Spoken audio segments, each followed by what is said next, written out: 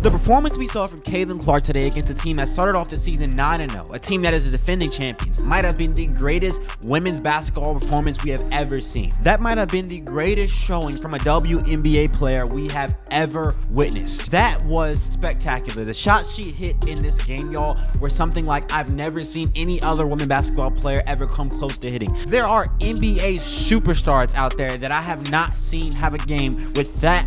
Like we go on runs, they do as well. They're a great team. So I don't think it's defeating. I think obviously we know what a great shooter she is, and I think we just gave her too many easy ones. Obviously she has great range, and her ability to get her shot off is really impressive, especially with missing some games. And so obviously on a personal level, I'm really happy to see her back out on the court, healthy, feeling good, because obviously it's important for them. But there's silence about this massacre they team just had. Brianna, Stewart, and Sabrina Ionescu has broken their silence. In a league where egos often run high and excuses are easy to find, the post-game reactions of Brianna Stewart and Sabrina Ionescu were nothing short of refreshing. After enduring a brutal 14-point defeat at the hands of Caitlin Clark and the Indiana Fever, these defending champions had every opportunity to deflect, blame officiating, or simply chalk it up to a bad night. But instead, they did something very few athletes do after such a humbling loss. They told the truth. Stewart and Ionescu walked up to the microphones and delivered a brutally honest assessment of what had transpired on the court.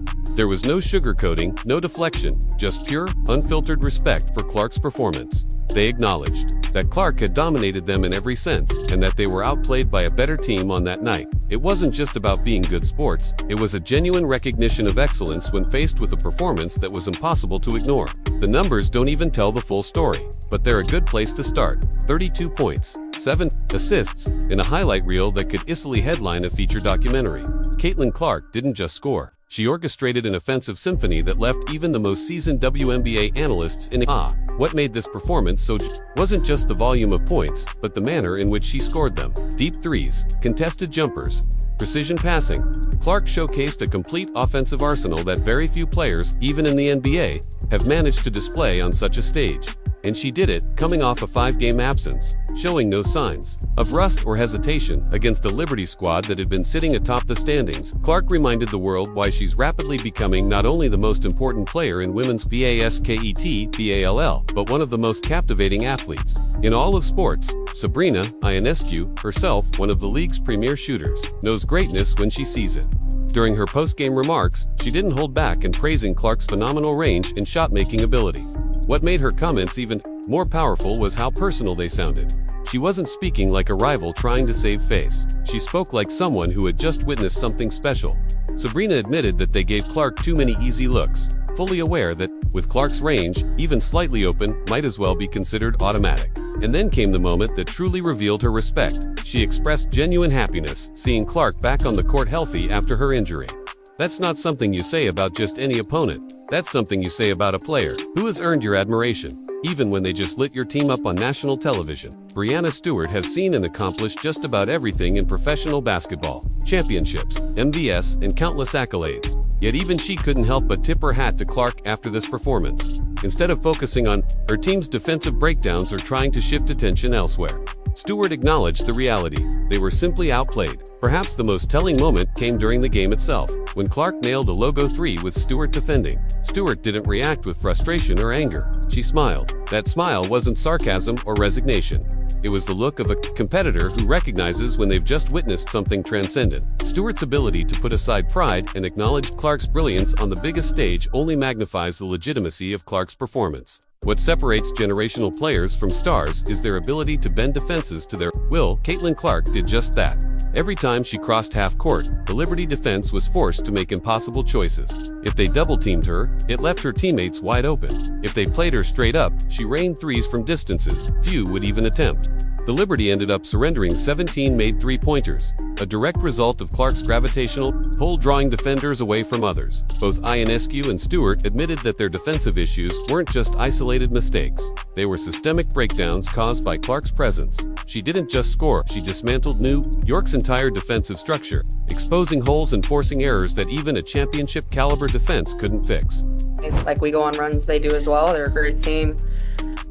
So I don't think it's defeating. I think obviously we know what a great shooter she is, and I think we just gave her too many easy ones. Obviously, she has great range, and her ability to get her shot off is really impressive, especially with missing some games. And so, obviously, on a personal level, I'm really happy to see her back out on the court, healthy, feeling good, because obviously it's important for them. But the physical toll of defending Clark is one thing, but perhaps even more damaging was the mental strain she inflicted on the Liberty.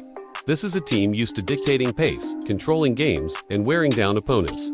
But on this night, it was they who were out of rhythm, rushing shots, and making uncharacteristic mistakes. Every mini-run they attempted was met by Clark's relentless counterpunches. Even when they cut into the lead, Clark found ways to stretch it back out. Brianna Stewart openly admitted that this loss forced them to look in the mirror. That's a powerful statement from a defending champion.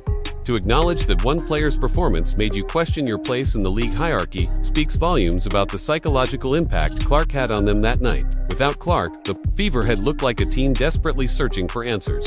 But with her back, they instantly regained their identity. Players who had been struggling suddenly flourished as Clark's mere presence created space, rhythm, and confidence.